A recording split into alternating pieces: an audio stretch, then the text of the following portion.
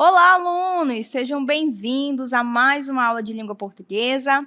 Eu sou Milena Marães, professora de língua portuguesa, e é um prazer tê-los aqui. Professora, afinal, o que nós vamos ver nesta aula? Acompanhem comigo.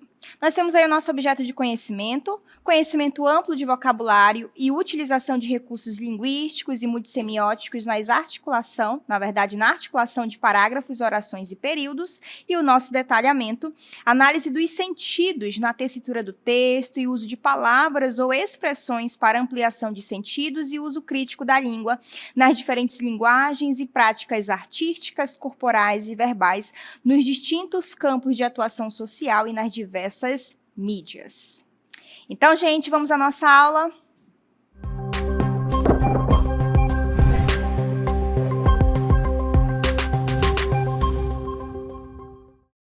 Então, gente, nesta aula especificamente, vamos falar de formação de palavras. E para isso eu quero que vocês pensem aqui comigo estas imagens e eu pergunto aí para vocês o que significa a primeira imagem. Ali existe um círculo branco, não é? Com algumas marcações. E qual é o nome deste elemento? Pensa aí um pouquinho. Nossa, eu acho que é isso, com certeza você falou aí do outro lado.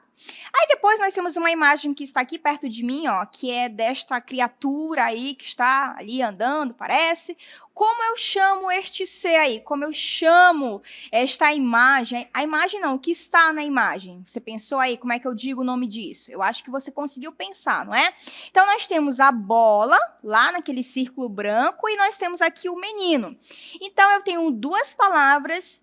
Isoladamente, cada uma significa uma coisa é bola, outra coisa é menino, e eu vou juntar essas palavras para formar uma frase, por exemplo, o menino está jogando bola, ok? Então, na língua portuguesa, a gente tem as palavras de forma isolada e elas vão se juntar para formar uma frase. Afinal, se não existir palavra na língua, como a gente vai formar palavras, não é? A gente vai ficar um olhando para a cara do outro assim, e a comunicação não vai fluir. Até mesmo na Libras, por exemplo, a gente precisa dos sinais que vão formar determinadas frases. Ninguém vai ficar olhando para a cara do outro e dizendo, e aí, não é? Com os olhos, não tem como. Então, a gente pega os elementos aí, as palavras, e forma cada uma aí, a partir de cada uma das palavras, frases, ok?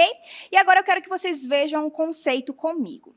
O processo de formação de palavras diz respeito à criação de palavras na língua portuguesa. A gente precisa pensar que essas palavras vieram do latim, quando Roma, por exemplo, invadiu Portugal, e aí colocaram o latim como língua, né? Todos deveriam falar ali o latim, e houve uma mistura com o português, enfim, né? Com outras línguas, na verdade, que estavam ali, e formou o português, aí os portugueses vieram para o Brasil, e então, né, nós tivemos ali, a partir das reformas pombalinas especificamente, meio que a imposição do português, né? Todos deveriam falar português, inclusive as línguas indígenas foram tiradas, digamos assim, do papel, né? Vamos falar português apenas. Claro que essa língua, a língua portuguesa, já veio formada, já veio com palavras, mas a língua não é uma coisa que a gente pode dizer assim, fixa, ela sempre está mudando. Então, hoje, se nós pensarmos, a todo instante nós estamos criando palavras, especificamente se nós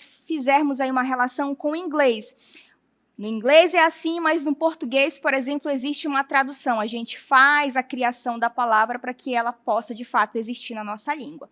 Então, quando eu falo de formação de palavras, é justamente essa criação que nós trabalhamos para que as palavras existam na língua portuguesa, ok? Acompanhem comigo o primeiro conceito dentro da formação de palavras, que é o radical. Vou ler e depois a gente vai entender como isso acontece na prática, tá bom? De acordo com o professor Pestana, que é um professor de língua portuguesa, radical é a base da palavra, é a parte responsável pela significação principal de uma palavra e pela formação de novas palavras. Eita, professora, foi muita informação aí. Pois bem, o que é o radical? É como se fosse uma peça, e essa peça é a sempre principal, digamos assim. E é a partir dessa peça que eu vou formar outras peças, por exemplo, ok? Então, se eu pensar, eu estou aqui com o meu sapato e existe o solado. Sem ele, o sapato não fica completo, digamos assim. Eu preciso da base do sapato para que ele possa, de fato, né, ser usado. Então, radical seria basicamente isso, a base mesmo, o elemento principal, que tem aí a significação principal e a partir do solado a gente vai colocando os detalhes no sapato, não é? Ou seja, a partir do radical a gente vai criando as palavras. E eu quero que vocês acompanhem comigo agora uma sequência aí, ó. Então, veja os exemplos. Em todos eles, nós temos uma parte destacada, eu vou soletrar e depois eu vou tentar pronunciar, que é o P-E-D-R. Seria o pedre, né? Pedre. Ok? E aí o que acontece? Veja que em todas estas palavras é como se fosse a base, é como se ela estivesse sustentando e a partir dessa base eu vou ter várias palavras se formando, várias pernas, digamos assim, né? Eu vou ter a criação de várias palavras aí. Então, a palavra primitiva, que é a primeira palavra, digamos assim, é pedra, né? Pedre. Aí eu formo pedra, eu formo pedraria, eu formo pedreiro, eu formo pedregulho e eu formo pedraço, ok? E, inclusive, quando eu estava lendo a palavra pedraço, uma pessoa me perguntou, professora, o que significa pedraço, não é?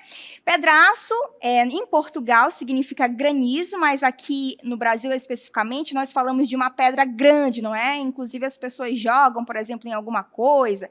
Pedraço seria o pedaço de uma pedra grande, ok? Na verdade, é um pedaço grande. Pedregulho, eu acho que vocês também já sabem aí o que são pequenas pedras, né, juntas. Pedreiro, eu acho que vocês sabem aí o que né, aquele que trabalha na construção civil. Pedraria seria mais aquele local, né, em que há o conjunto de pedras, e quando a gente pensa em pedraria, são pedras preciosas e temos, de fato, a pedra. Mas veja que todas essas palavras estão sustentadas por um radical, existe um pedaço aí que sustenta a criação das palavras. Isso é radical. Se a gente pensar em outras palavras, esta mesma situação vai acontecer. A gente vai ver daqui a pouco com outras palavras, ok? Vejamos o próximo conceito aí, que são palavras primitivas. Olha o que diz. Conforme o professor Pestana, são aquelas que não resultam de outras palavras, isto é, que não sofreram processo de derivação. Eita, professora, muita informação. O que é a palavra primitiva? É aquela palavra que já nasce daquela forma. Ela não vem de outras palavras, ela já nasceu assim. Isso em palavras simples, ok? Estou explicando para que você possa entender aí do outro lado. Então, palavra primitiva é aquela que não vem de outras palavras, não deriva de outras palavras. Ela já nasce assim. Por exemplo, flor. Flor nasce de outra palavra? Vem de outra palavra? Deriva de outra palavra? Não, ela já é assim. Então, nós temos aí uma palavra primitiva. Mesma coisa com pedra. Pedra vem de outra palavra? Deriva de outra palavra? Também não, ela já nasce assim, ok? E casa vem de outra palavra? Deriva de outra palavra? Não, ela já nasce assim. Estou explicando de uma forma muito simples, ok? Para que você possa entender. Então, palavra primitiva, flor, pedra, casa, ok? Agora vamos ver o contrário, que seriam as palavras derivadas. Conforme o professor Pestana, são aquelas que resultam de outras, isto é, que sofreram processo de derivação. Ou seja, essas palavras vêm de outras palavras. Quando eu falo, por exemplo, florista, aí você vai pensar, florista vem de flor. Veja, ela está nascendo de uma outra palavra, ela não nasce assim, ela vem de outra palavra. Então, de fato, é uma palavra derivada, que deriva, vem de outra, ok? Pedraria, se eu pensar pedra e a partir da pedra nasce a pedraria. Então, veja que é uma palavra derivada, vem de outra palavra. Mesma situação com caseiro. Caseiro vem de casa, veja, a palavra vem de outra, deriva de outra, então ela nasce a partir de outra palavra. Isso daí a gente chama de palavra derivada, ok? Palavra primitiva já nasce daquela maneira. Palavra derivada, vai nascer esta palavra, mas dela vem outra palavra. Aí vai nascer a palavra derivada, ok? Vamos continuar. Nós temos aí agora os processos de formação de palavras. O primeiro é por justaposição. Então, são como, de fato, né, na verdade, são as maneiras que as palavras vão se cruzar, vão se ligar, vão se formar. Então, nós temos o primeiro processo, que é a justaposição. De acordo com o professor Pestana, não há perda de elementos estruturais e fonéticos nos radicais na hora em que se juntam palavras diferentes. Professora, muita informação aí, não entendi, foi nada, como dizem, não é? O que vai acontecer nesse processo de justaposição? Eu tenho duas palavras isoladas e eu vou juntar essas palavras. Na hora que eu junto essas palavras para formar uma nova palavra, nenhum elemento vai se perder, nada vai desaparecer, as palavras só vão se juntar. Esse processo eu vou chamar de justaposição, e eu quero que vocês acompanhem os exemplos comigo agora. Nós temos aí, ó, guarda, e nós temos chuva. Se eu pensar, o guarda pode ser do verbo guardar, ou pode ser o guarda, né, aquele que fica ali como guardião. Mas, no caso, eu estou falando especificamente do verbo guardar, que está em forma aí conjugada. Então, guarda, ok? É uma palavra, e aí vai ter um significado. Do outro lado, eu tenho a palavra chuva. Vocês sabem com certeza o que é chuva, aquele negócio que cai do céu, não é? Aquele fenômeno natural aí. Agora, vejam que são palavras diferentes, mas eu vou juntá-las para formar uma nova palavra. E aí vai nascer guarda-chuva. Veja que nenhuma letra se perdeu, nenhum som se perdeu. Todos se juntaram aí sem nenhuma perda. Então, é um processo por justaposição, ok? E, no caso, apresenta hífen, porque a gramática diz que quando há duas palavras e elas se unem para formar outra palavra e não existe elemento de ligação aí no meio, elas vão receber hífen, tá bom?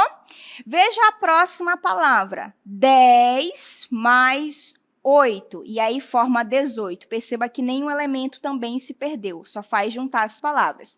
No caso aí, não há hífen, porque se a gente analisar o decorrer da história, os numerais, né, no processo da história, eles eram escritos de forma separada e depois se juntaram. Então, hoje, no português, a gente usa os numerais escritos de uma forma só. Não há esse processo aí de separação como acontece em guarda-chuva, tá bom? Vamos continuar. Nós temos agora o processo de formação por aglutinação. Eu também vou juntar palavras diferentes, mas agora vai haver uma perda. Vejamos o conceito primeiramente. Segundo o professor Pestana, a perda de elementos estruturais e fonéticos nos radicais, na hora em que se juntam palavras diferentes. Então, a gente vai entender isso por meio do exemplo. Acompanhem comigo. Nós temos aí o primeiro exemplo, que é petróleo. Mas veja que para formar petróleo, eu vou pegar pedra mais óleo. Só que na hora que eu vou juntar as duas, alguém se perde ali no meio, né? Inclusive, há uma mudança no radical para que o som fique melhor. Sai de pedra para petre, né? Existe uma variação aí. Mas perceba que na hora que eu formo, eu perco o azinho. Fica petre mais óleo. Então, houve uma perda. E aí forma petróleo. Quando eu tenho essa junção e a perda de letras, no caso, de fonemas, eu vou ter um processo por aglutinação, está bem? Plano mais alto vai se transformar aí em planalto, mas perceba que na hora que eu faço a junção, o O se perde, o O desaparece, fica planalto. Então, quando há perda, eu tenho um processo por justaposição, por aglutinação. E na justaposição, eu não tenho a perda, ok? Então, isso precisa ficar muito entendido. Vamos continuar. Aí, nessa formação, nós vamos ter o conceito que é a vogal temática. Ela vem geralmente logo após o radical. O que é a vogal temática? É a vogal que vai dar sentido completo à palavra. Se eu, por exemplo, pego ali o verbo amar, por exemplo, o radical é Veja que se eu disser apenas o radical, não tem sentido completo. Então, eu vou adicionar a vogal, aí fica amar. Agora sim eu vou ter o sentido completo. Então, por isso que se chama de vogal temática. Eu dou tema, eu dou sentido à palavra, ok? No caso dos verbos, as vogais temáticas servem para indicar a conjugação. Então, quando termina em ar, vai ser um verbo de primeira conjugação.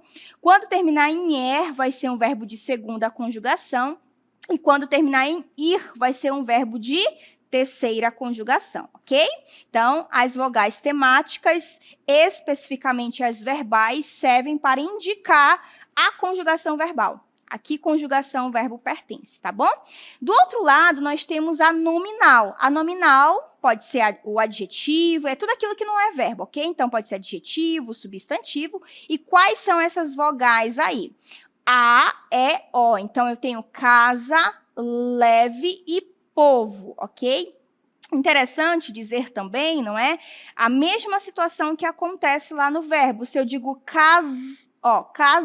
a palavra não tem sentido completo. Então, eu adiciono a vogal para que, de fato, a palavra tenha sentido, ok? Então, é para isso que serve a vogal temática. E, a partir dela, eu vou ter outros elementos que vão se adicionar à palavra e, enfim, formarem aí outras palavras, ok? Vamos continuar. Agora, nós temos outro processo de formação de palavras, que é o processo aí por regressão. A gente vai entender aqui o conceito e depois eu vou mostrar com exemplos. Ocorre quando o verbo sempre perde sua terminação, perde a vogal temática e perde a desinência de infinitivo. Vamos só voltar ao quadro anterior. Veja bem, quando eu tenho amar, perceba ali, eu tenho o A destacado, que é a vogal temática, e em seguida eu tenho um R, que indica infinitivo. O que isso significa, professor? O que é infinitivo? É a forma original do verbo. Então, se eu pensar, o amar é a forma original. Depois é que eu vou conjugar o verbo. Eu amei, tu amaste, e assim por diante. Mas o verbo nasce desta maneira. Ele nasce de forma infinitiva, ele nasce no infinitivo, ok? Então, vamos voltar para a regressão. Na regressão, eu vou ter essa retirada do infinitivo, que seria, por exemplo, A mais R. Eu vou retirar e vou dar lugar à vogal temática nominal, que pode ser A, E, O. Vamos voltar um pouquinho. Ó, vocês podem perceber que as vogais temáticas nominais são A, E, O. Então, eu vou trocar o infinitivo lá do verbo por um elemento aí que é a vogal temática nominal, ok? Isso segundo o professor Pestana. Vamos entender agora a situação a partir dos exemplos. Olhem, atrasar. Veja que, inclusive, eu destaquei. Eu vou retirar esse ar e vou trocar por uma vogal temática nominal, ficando atraso. Tossi, eu tirei o infinitivo e coloquei a vogal nominal, ficou tosse. Escolher, tirei o infinitivo e coloquei ali a vogal temática, ficando escolha. Perceba que eu passo de um verbo para uma palavra que não é verbo, ok? Por isso que se chama de regressão. Eu retiro, ok? Eu faço regressão, beleza? Vamos continuar. Nós temos aí as classes gramaticais e eu vou explicar daqui a pouco por que estou falando de classes gramaticais. Então, na língua portuguesa, as palavras têm nomes. Então, se ela nomeia algum objeto, ela vai se chamar de substantivo. Quando eu falo cadeira, cadeira serve para sentar, não é um objeto que a gente utiliza para sentar. Então, é o nome de um objeto, o nome de um elemento aí. Se é nome, eu chamo de substantivo. Quando eu falo linda, linda é uma característica. Então, palavra que dá característica se chama de adjetivo, ok? Quando eu falo primeiro, veja que eu estou trabalhando com números. Então, eu vou chamar de numeral.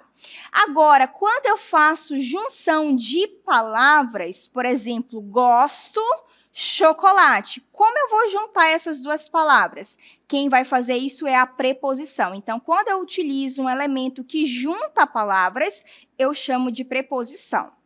Verbo, geralmente ele indica ação, ele pode indicar outras coisas, mas sobretudo ele indica ação. Então, se eu digo dançar, dançar é uma ação. Então, se indica uma ação, eu vou chamar de verbo. Mas, repito, ele pode indicar outras ideias, como estado, fenômeno natural, mudança de estado, tá bom?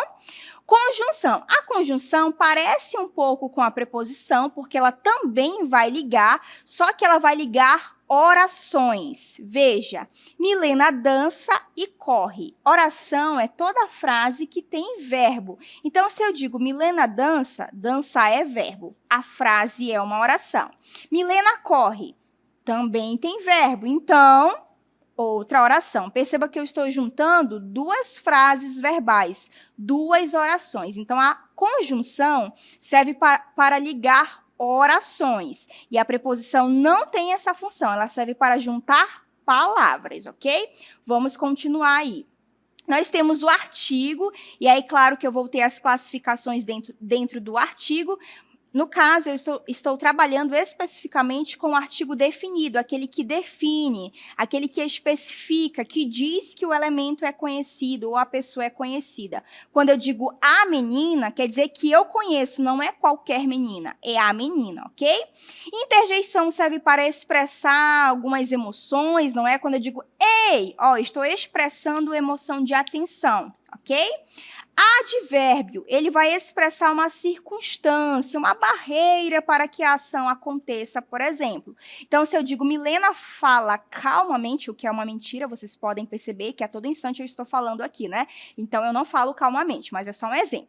Milena fala calmamente, veja, é uma circunstância para que a minha ação de falar aconteça. Eu não vou falar de qualquer maneira, eu vou falar calmamente, ok? E o pronome serve, em teoria, geralmente, para substituir um nome. Então, ele pode substituir, por exemplo, um nome aí, se eu pensar o nome do meu irmão, por exemplo, que é Pedro. Então, Pedro, eu posso substituir Pedro pelo pronome ele. Então, em teoria, geralmente, o pronome serve para isso. Claro que ele tem outras funções também. Ok? Então, sabendo dessas classes gramaticais, agora a gente vai partir para o próximo conceito, que é o processo de formação por conversão. Eu vou converter alguém, não é? E ela também se chama de imprópria. Vamos entender por quê. Se dá pela mudança de classificação morfológica de uma palavra a depender do contexto. Ou seja, se eu sou um verbo, neste contexto, em outro contexto, eu posso ser outra coisa, menos verbo. Então, por isso que é imprópria. Ela se converte, a palavra se converte em outra classe gramatical. E eu acabei de explicar quais são as classes gramaticais. Vamos ver isso com os exemplos. Eu vou amar-te sempre. O amar é para sempre. Perceba que nos dois casos, eu tenho o verbo amar. Ok? Só que no primeiro caso, de fato, ele é um verbo, ele vai expressar ali, em teoria, e coloca entre aspas, uma ação, né? Uma movimentação, eu vou amar-te sempre. No segundo caso, ele não é um verbo, ele virou, se converteu em um substantivo. Agora é o nome da ação. E vocês podem perceber que existe um artigo. Toda vez que um artigo acompanha um verbo, automaticamente ele vira um substantivo. A gente chama esse processo de substantivação, ok? Então, ele passou a ser outra classe, beleza? Por isso que é conversão, é impróprio, ok? Vamos continuar. Nós temos a letra de ligação, que na hora em que eu formo as palavras ficam um tanto confusas, a pronúncia fica ruim, ok? Então, eu coloco uma letra de ligação só para melhorar a pronúncia. Ela não apresenta sentido algum. Vamos ver isso com os exemplos. Gás mais metro. Olha a estranheza, gente. Gás metro. Faz sentido? Fica estranha a pronúncia. Para que isso não aconteça, eu vou lá e adiciono uma vogal, um elemento aí de ligação, uma letra de ligação, para que a pronúncia fique melhor. Gasômetro. Ficou diferente, ficou bem melhor, de fato. Então, a letra de ligação é justamente para isso. Eu vou inseri-la para que a pronúncia fique melhor, na hora em que eu junto as palavras aí, beleza? Vamos continuar. Também temos o hibridismo, que são palavras que se formam a partir de a partir da união de idiomas diferentes. A gente vai ver isso com os exemplos. Acompanhem comigo. Então, eu tenho sócio, que vem do latim, e eu tenho logia, que vem do grego. E aí, na hora que eu junto esses idiomas diferentes, eu vou ter sociologia, ok? Então, se você não sabia que sociologia é essa junção, agora você sabe. Burro, francês, cracia do grego. Na hora que eu junto, fica burocracia, ok? Então, grego e francês aí. Micro vem do grego e ônibus vem do latim. E na hora que eu faço a junção, fica micro-ônibus. Então, são idiomas diferentes. Aí eu fico pensando, às vezes, porque algumas bancas, inclusive, cobram essa formação aí por meio do hibridismo. Aí eu falo, gente, como é que o aluno vai saber que vem de idiomas diferentes? Mas eu sei que vocês conseguem, agora vocês sabem aí, ok? Detalhe. Micro-ônibus apresenta hífen porque na hora em que há uma junção, percebam que são vogais iguais. E a gramática diz que na hora em que as vogais iguais se encontram, elas precisam ser separadas por hífen, tá bom? Vamos continuar. Nós temos aí o neologismo, que é uma palavra nova, ou melhor, uma palavra inventada. Nós temos escanear, né, que vem do escanear do inglês, scanner, né? Então, se a gente pensar, a gente criou a palavra a partir do inglês, é quando a gente inventa. Inclusive, a palavra cestar é um neologismo, que vem de cesta. Não existe a palavra, vamos inventar, neologismo, ok? Viralizar, que vem de viral, né? Passar a ser conhecido por todos. Então, como que eu digo que o negócio se espalhou aí? Vamos inventar a palavra. Aí virou aí a ideia do viralizar, ok? Então, neologismo. Vamos continuar. Nós temos a redução vocabular, que é um corte dado na palavra, mas continua mantendo o seu sentido. Então, a palavra toda ali é cinema, mas eu faço um corte e veja que a palavra não perde o sentido. Ela continua indicando, por exemplo, quando eu digo cine, cinema. Vamos ao cine. Beleza, continua indicando cinema. Eu faço um corte aí na palavra. Fernanda, que é o nome de uma amiga minha. Corto o nome da Fernanda e fica Nanda. Mas eu continuo ali com a ideia de que é a Fernanda. Fotografia, também faço um corte, fica a foto. Continua dando a ideia de que é uma fotografia, de que é uma foto. Inclusive, moto não é um corte na palavra também, ok? TV também, enfim. Isso é redução vocabular. Vamos continuar. Nós temos a sigla, que significa transformar uma expressão em sigla. Ela acontece a partir das partes iniciais das palavras. Então, vamos ver como a sigla se forma aí, ó. Eu tenho a sigla, na verdade, Petrobras. Só que o nome inteiro é Petróleo Brasileira, que é o nome da empresa, né? Petróleo Brasileira S.A., ok? Só que eu não vou falar esse nome todo. Então, eu faço uma sigla para dizer o nome da empresa. E eu pego as partes iniciais das palavras. Petro e Brás, ok? Aí fica Petrobras, beleza? Mesma situação com Amazonas. É muito cansativo falar Amazonas. Eu vou lá e pego só a inicial, ficando AM, beleza? Agora, vamos só fazer uma síntese a respeito do que nós vimos nesta aula. Eu sei que foi muita informação, não é? Nós vimos aí o processo de formação de palavras. Primeiro, nós vimos o processo por justaposição, junto às palavras, nada se perde. Depois, nós vimos a aglutinação junto às palavras, porém, algumas letrinhas ali, alguns sons se perdem. Vimos por regressão, que é quando eu tiro o infinitivo do verbo e coloco uma vogal temática nominal. Então, escolher, escolha. Nós vimos aí por conversão, que é quando uma classe de palavras se transforma em outra classe, vou amar-te, ou amar, beleza? Continuando, nós vimos o neologismo, que é a criação de uma palavra. Eu não tenho a palavra, vamos criar para que indique tal contexto. Depois nós vimos o hibridismo, que é a junção de idiomas diferentes para, então, formar uma nova palavra. Nós vimos também o processo por redução vocabular. Eu faço um corte, basicamente, no meio da palavra, mas a palavra continua tendo o mesmo sentido. E nós temos as siglas, que são o quê?